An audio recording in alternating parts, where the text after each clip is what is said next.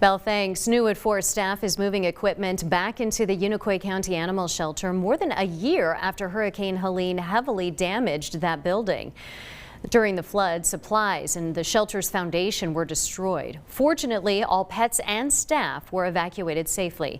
Since then, significant progress has been made to rebuild. Animal shelter workers are hoping to be fully operational and open to the public sometime around April. Those at the shelter say there's a silver lining in having to basically start from scratch. This is one of the two good things that came from the flood.